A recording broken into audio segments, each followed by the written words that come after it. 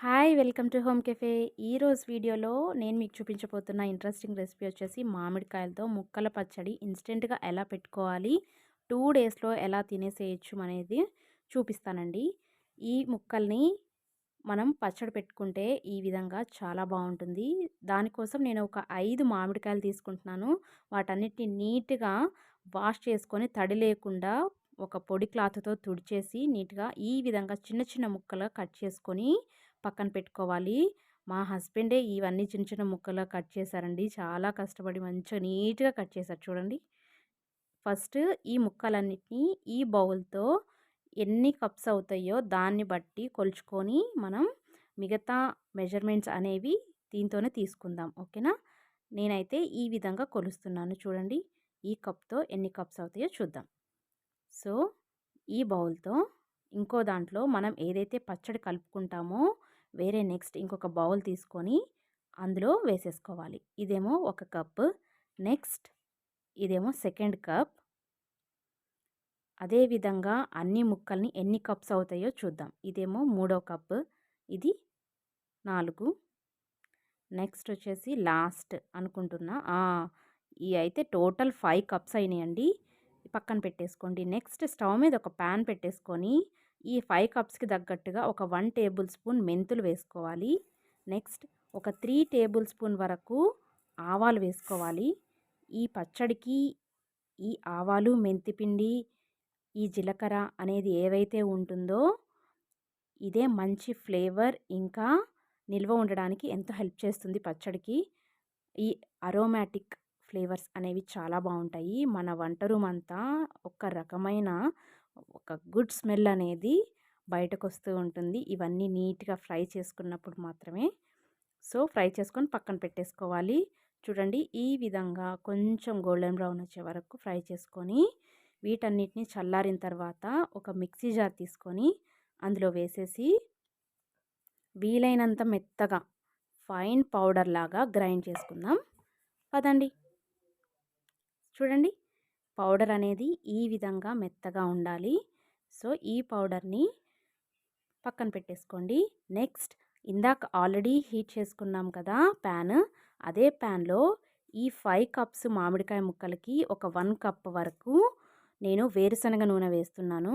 పచ్చళ్ళకి వేరుశనగ నూనె చాలా బాగుంటుంది టేస్ట్. ఇంకా నిలువ ఉన్నప్పుడు కూడా మనకి ఇంకా బాగుంటుంది. నిలవ ఉండటానికి ఇది ఎంతో హెల్ప్ చేస్తుంది. దాంట్లో ఒక 1/2 కప్ వరకు పోపు దినుసులు వేసుకుంటున్నాను. పోపు దినుసులు అంటే ఏంటో తెలుసు కదా, మినపప్పు, శనగపప్పు, ఆవాలు, ఇంకా జీలకర్ర మొత్తం కలిపిన మిశ్రమం ఏదైతే ఉంటుందో అదే మన ఇంట్లో రెగ్యులర్గా వాడుతూ ఉంటాం కదా, అదే పోపు ఒక 1/2 కప్ వేసుకున్నాం. నెక్స్ట్ ఎండిమిరపకాయలు ఒక 8 వరకు తీసుకున్నాను. నెక్స్ట్ గార్లిక్ అంటే చిన్నుల్లిపాయలు ఒక 10 వరకు క్రష్ చేసుకొని ఇలా కచ్చపచ్చగా వేసుకొని ఫ్రై చేసేసుకోవాలి. ఇవన్నీ నీట్గా ఫ్రై అయిపోయిన తర్వాత లాస్ట్లో ఒక 1/2 టేబుల్ స్పూన్ వరకు ఇంగువ అనేది యాడ్ చేస్తే ఆ ఫ్లేవర్ ఇంకా బాగుంటుంది. ఇలా ఇంగువ వేసిన తర్వాత వీటన్నిటిని చక్కగా ఫ్రై చేసుకోవాలి.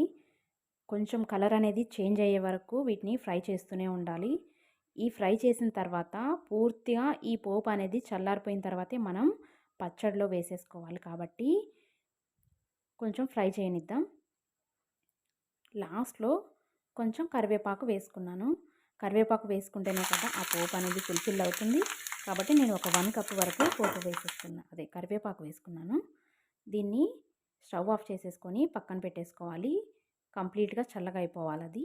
నెక్స్ట్ మామిడికాయ ముక్కల్లో మనం ఇందాక గ్రైండ్ చేసుకొని పెట్టుకున్నాం కదా ఆవాలు, మెంతిపిండి, ఇంకా జీలకర్ర, ఆ పౌడర్ అనేది అందులో వేసేసుకోవాలి ఫస్ట్. సో వేసేసుకున్నాం కదా. నెక్స్ట్ ఇందాక ఏదైతే మనం కప్ తీసుకొని మెజర్మెంట్స్ ఏవైతే తీసుకున్నామో ఈ కప్తో అన్ని మెజర్మెంట్స్ అనేవి కూడా ఈ కప్తోనే తీసుకుంటున్నాం కదా. సో సాల్ట్ కూడా ఇదే కప్తో తీసుకున్నాము. చూడండి సాల్ట్ ఒక 3/4 కప్ వరకు సాల్ట్ తీసుకుంటున్నాను. అంటే ఒక 5 కప్స్కి ఈ 3/4 కప్ సాల్ట్ అనేది పడుతుంది. వేసేసుకున్నాం కదా. నెక్స్ట్ కారం ఒక ఫుల్ కప్ వరకు తీసుకున్నా నేను. చూడండి. నెక్స్ట్ ఈ మూడింటిని ముక్కల వరకు పట్టే వరకు ఒక గంట తీసుకొని తడి లేకుండా నీట్గా క్లీన్ చేసుకొని ఆ గంటని ముక్కలన్నిటికీ పట్టేలాగా ఈ ఉప్పు, కారం, మెంతిపిండి, ఆవపిండి మొత్తం కలిసేలాగా వీడియోలో చూపిస్తున్నట్లుగా కిందకి పైకి కలుపుకుంటూ కలిపేసుకోవటమే. సో ఫస్ట్ అనేది ఈ ముక్కలన్నిటికీ ఇవన్నీ పట్టుకోవడమే మెయిన్ అండి. ప్రతి పీస్కి మనం వేసిన ఈ సాల్ట్, రెడ్ చిల్లీ పౌడర్ అనేది పట్టుకోవాలి. సో వీటన్నిటిని పక్కన పెట్టేసుకోండి. ఇందాక ఆల్రెడీ మనం చల్లారి పెట్టుకున్న పోపు ఏదైతే ఉంటుందో ఈ ముక్కల్లో వేసేసుకోవటమే. ఈ ముక్కల్లో మొత్తం వేసేసుకొని కలిపేసుకోవటమే. అంతే. ఎంతో టేస్టీగా ఉండే మామిడికాయ ముక్కల పచ్చడి చాలా బాగుంటుంది. అందరూ ట్రై చేయండి.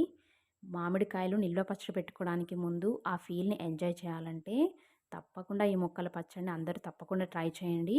ఈ విధంగా మొత్తం కలిపేసుకున్న తర్వాత మనం ఒక ఎయిర్ టైట్ జార్లో కానీ, గ్లాస్ జార్లో కానీ, లేదా జాడీలో కానీ, లేదా ఒక ప్లాస్టిక్ డబ్బాలో కానీ పెట్టేసుకోవాలి. దీన్ని ఒక 2 డేస్ వరకు ఏమీ కదిలించకూడదు. 2 డేస్ తర్వాత దీంట్లో ఉన్న 1 కప్ ఆఫ్ ఆయిల్ పోసాం కదండీ, అది మొత్తం తేలి పైకి వచ్చేస్తుంది. అప్పుడు 2 డేస్ తర్వాత నీట్గా ఆయిల్ పైకి వచ్చిన తర్వాత కలిపేసుకొని పక్కన పెట్టేసుకొని సర్వ్ చేసేసుకోవటమే. లాస్ట్లో మనం పచ్చడి మొత్తం తీసుకొని వేరే బౌల్లో పెట్టేసుకున్న తర్వాత లాస్ట్లో ఉన్న కారంలో అలా వేడివేడి అన్నంలో ఒక 1 స్పూన్ వరకు నెయ్యి వేసుకొని కలుపుకొని తిన్న ఫీలింగ్ ఎంతమందికి ఉంటుంది చెప్పండి. సో మేమైతే ఈగర్లీ వెయిటింగ్. ఈ విధంగా కలుపుకొని తినటానికి మేము చాలా వెయిట్ చేస్తున్నాం. నోట్లోకి చెప్తుంటేనే నాకు నీళ్ళు వచ్చేస్తున్నాయి చూడండి. చాలామంది ఈ ఫీల్ని ఎంజాయ్ చేసే ఉంటారు కదా. పల్లెటూరులో కానీ అందరూ ఈ విధంగా పచ్చడి పెట్టుకున్నప్పుడు చుట్టూతా అందరు కూర్చొని అందరికీ ముద్దలు కలుపుకొని తినటం ఎంతమందికి ఎంత మెమరీస్ ఉన్నాయి కదా. సో చాలా బాగుంటుంది. ఒక్కసారి అందరూ తప్పకుండా ట్రై చేయండి. ఫీల్ని ఎంజాయ్ చేయండి. కామెంట్ బాక్స్లో కామెంట్ చేయండి. నా ఛానల్ని సబ్స్క్రైబ్ చేసుకోవడం మాత్రం మర్చిపోకండి. అలాగే లైక్ చేయండి. మీ ఫ్రెండ్స్కి, రిలేటివ్స్కి షేర్ చేయండి.